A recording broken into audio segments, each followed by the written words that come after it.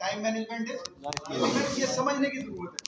मैं फिर अर्ज कर यहाँ पे पढ़ाने का लिखाने का मकसद नहीं है, यहाँ मेन मकसद आपके पास है कि आप इसको अंडरस्टैंड करें, आप समझ जाएं। जब आप समझ जाएंगे तो समझा सकेंगे तो अपनी जिंदगी का हिस्सा बना सकेंगे। तो time management is life management. इसका मतलब ये हुआ कि अगर आपने अपने 24 घंटे जो है वो बेहतरीन तौर पे अरेंज कर लिए तो क्या होगा, आपकी लाइफ मैनेज होगी। ठीक है, आपके साथ जो कुछ भी होता है, ये जो कुछ मैं बता रहा हूँ ना, ये एक प्रूवन है। प्रूवन से इधर देखो भाई, ये बड़ी बड़ी यूनिवर्सिटियों ने इसकी जिस हर चीज का खुलासा होता है ना कि जनाब ये एक कूजे में दरिया बंद कर दिया है, ठीक है कि नहीं, तो वो कहते हैं जो 90% आपके साथ मामला पूरे दिन में होती है। ठीक है,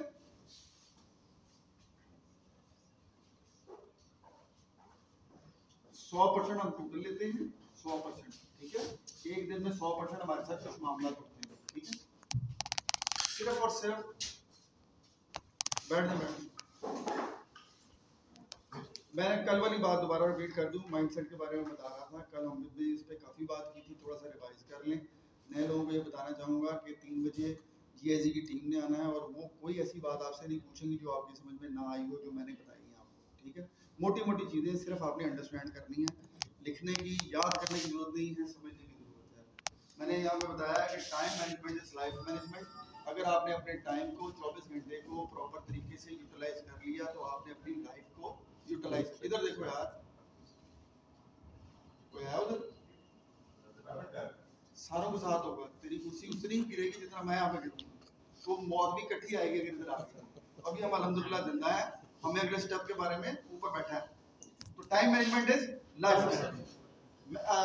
साइंस ये कहती है, अभी प्रूव करती है कि वो कहती है कि 10% सिर्फ आपकी एफर्ट्स कहते हैं कोशिश जो आप करते हैं, ठीक है, और उनका रिजल्ट आप 100% चाहते हैं तो 100% रिजल्ट नहीं आएगा। आपके पास जो कुछ आपके साथ होता है वो 90% होता है कि आप कैसे रिएक्ट करते हैं, आप कैसे आगे से रिस्पॉन्स करते हैं। कोई आपको प्यार से बोल रहा है, आपने उसे प्यार से जवाब दिया है या नहीं दिया है। कोई किसी ने गुस्से से बात की है तो आपने आराम से जवाब दिया या उससे ज्यादा गुस्से से जवाब दिया। ये सब कुछ आपके रिएक्शन पे डिपेंड करता है। ये साइंस ने प्रूव कर दिया हुआ है कि 10% सिर्फ आपकी कोशिश है और 100% आप रिजल्ट। ये बिल्कुल वैसे ही है कि डेली ये काम करके मैं दुआएं मांगूं शायद साहब कि मेरा मुकद्दर बदल जाए और मेरे पास रिजल्ट चेंज हो, तो ऐसा जनाब कभी भी नहीं होगा। आपको डेली के हिसाब से कुछ ना कुछ ऐड करना पड़ेगा। अगर आप डिफरेंट नहीं करेंगे तो डिफरेंट रिजल्ट नहीं आएंगे। ठीक हो गया जी? अच्छा, हमने अब बात करनी है एंटरप्रेन्योरशिप के ऊपर, जो हमने कल की थी कि ये हमारी ये सारी चीज़ें जो ये हमारी खिचड़ी और कहानियाँ बताई जा रही है, ज़मीन के बारे में बताई।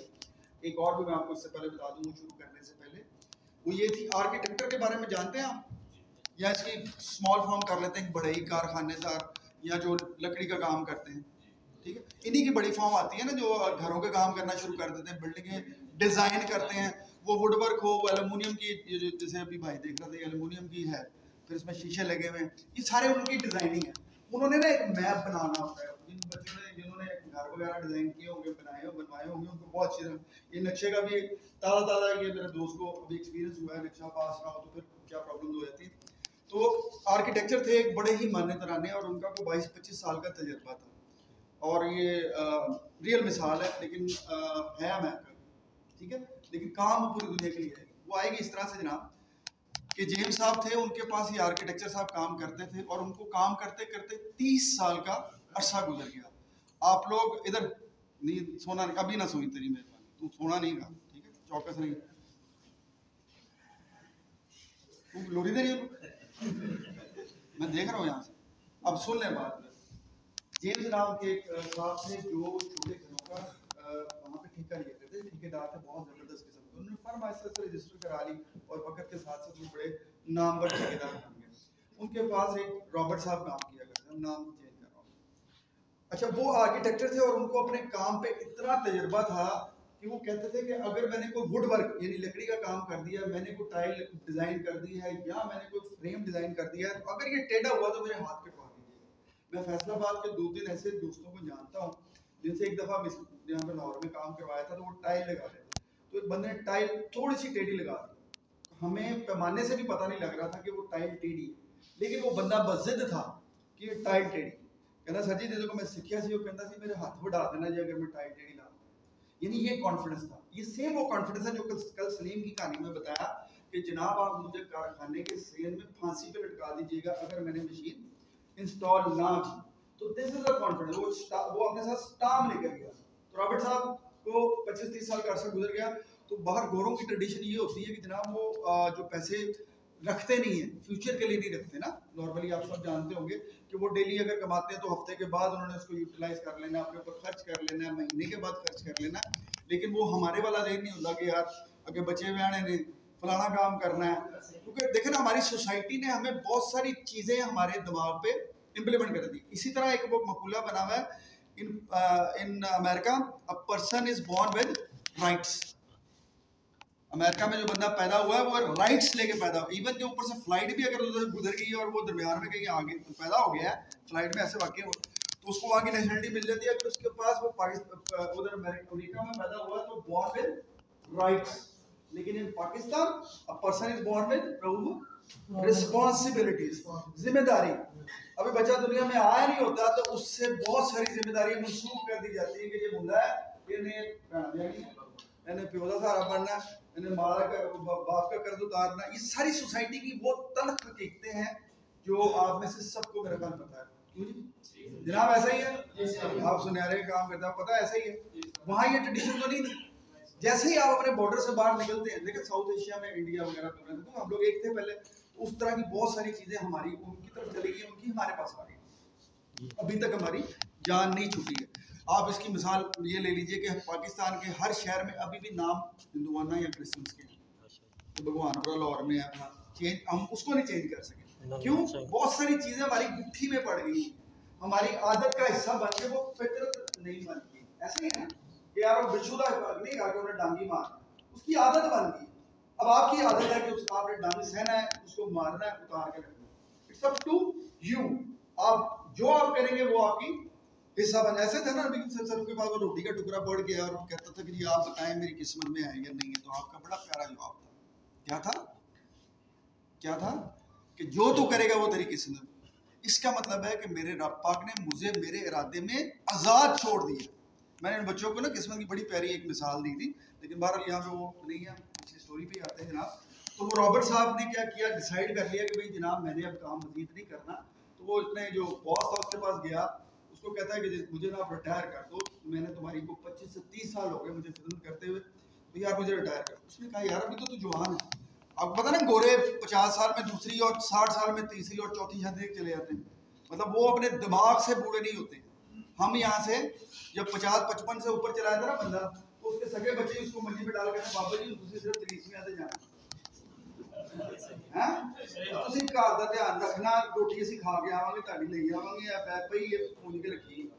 नहीं 60-65 में चला जाता है तो बाबा सिर्फ घर की रखवाली के लिए होता है, डांग रखी होती है, वो चौकीदार ने उसको खुदा ना कोई फर्क नहीं होता। ये हमारी अल्लाह माफ करे वो हकीकत है जिससे चंद सालों बाद हम सबका वास्ता। तो यू आर द वन जिसने चेंज कर। ठीक है, मतलब ये वो चीजें हैं जिसमें अभी तो शायद हमें ऐसी आ रही है, लेकिन जब हम उस वक्त पे पहुंचेंगे तो जनाब हमें ये एक एक लम्हा किताब की तरह याद आएगा और ऐसे ही पता लगेगा जैसे कोई बुक पढ़ते पढ़ते गए यार इतनी जल्दी 60-65 साल हो गए। नहीं साहब ऐसे ही होगा है।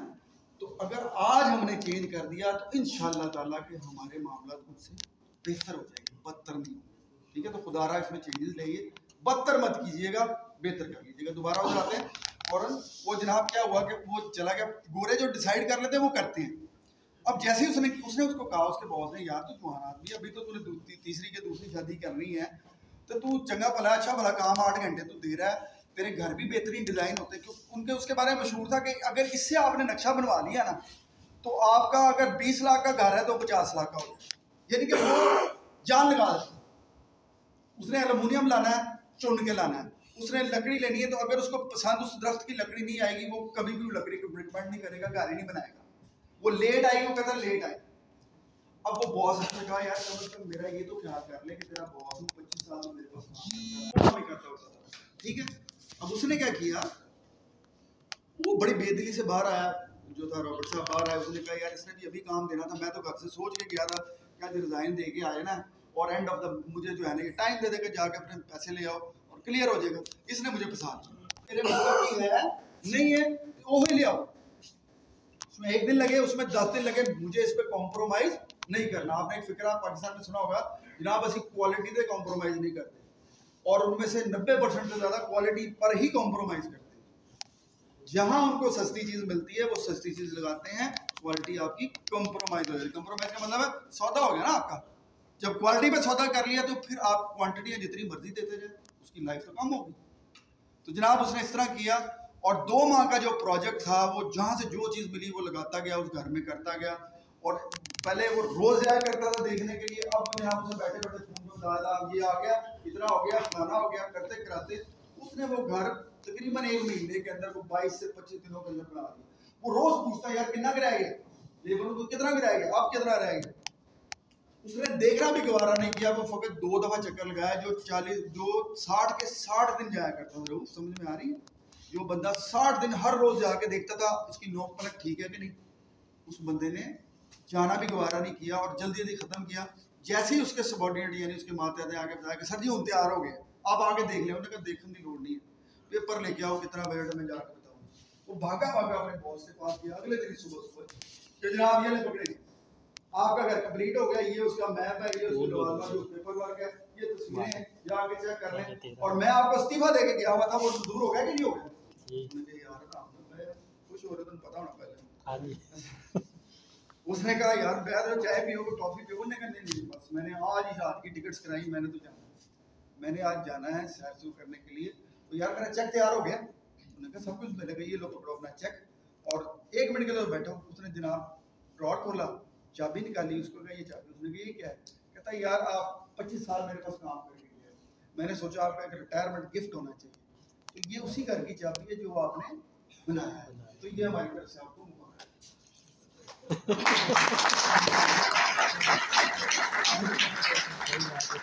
सब क्या हालत होगी। सही कल मैंने शेर पढ़ा था ना कि वसाइल के पहाड़ के ऊपर बैठ के भी हम कंगले, सोने के पहाड़ पे बैठ गए हम कंगले। यानी उसके पास टाइम, उसके पास रिसोर्सेज थे, उसके पास हर वो पावर्स थी कि वो जहां से जाता लकड़ी को उठाता, जहां से जाता एल्युमिनियम उठाता, जहां से जाता कील कांटे उठाता, जितना उसको निखार सकता था निखारता, ओपन था, उसके ऊपर कोई पाबंदी नहीं थी। 2 माह के 4 महीने लगाता, उसको कोई पूछने वाला नहीं, दिमाग में फंसा था रिटायरमेंट। उसको ये पता था कि मैंने जाना है, उसके दिमाग में फिर यही फिक्र आया, क्या बड़ा गोल्डन फिक्र है, काश मुझे पहले पता होता, काश मुझे पहले पता होता कि घर मुझे मिलने वाला। अब बड़ी खास बात बताने लगा हूँ, जो कुछ आप अपनी जिंदगी में बना रहे हैं, यकीन करें एक एक ईंट आप वो लगा रहे हैं जिस घर में कल आपने रहना है। और बाद में जाके जो मैंने बात कही है ना, पता लगेगा आपको कि काश मुझे पहले पता होता। खुदा ना खासा ये सेंटेंस आपको ना कहना पड़े कि इस काम की, इस टाइम की, इस क्लास की क्या वैल्यू होने वाली है। तो कल आप अपने दोनों हाथ सर पर रख के ये ना कहते काश मुझे पहले पता होता कि ये अपॉर्चुनिटी मुझे मिल सकती और मैं वो उस वक्त ध्यान कर, मैं उस वक्त फोकस कर। ठीक है, तो इस कहानी के जो टेकअवे है वो सबसे बड़ा ये है कि किसी चीज को ये ना समझे, शुक्रगुजारी सबसे बड़ी चीज, जो सबसे बड़ी नेमत अल्लाह पाक की है ना, वो है शुक्रगुजारी। उसको अंग्रेजी में कहते हैं ग्रेटिट्यूड। ठीक है, हर लम्हे पे जब आप शुक्रगुजारी वाले मामला और फीलिंग रखेंगे ना, तो जो ये इनर पीस आपको मिलेगा, ये दुनिया में कोई रुपया कोई डॉलर ऐसा नहीं बना जिससे आप खरीद सकें। अब माशाल्लाह सारे ही समझदार हैं, मैच्योर हैं, बाहर का चक्कर भी लगा के आ गए हैं। जो लाइफ पाकिस्तान में इनर पीस के साथ गुजार सकते हैं वो शायद जन्नत में भी नहीं जा, क्यों नहीं? सही बात है, इसमें तो दो राय है, सही बात। लेकिन वो खुशी कहाँ से मिलती है? वो आपके अंदर से मिलती।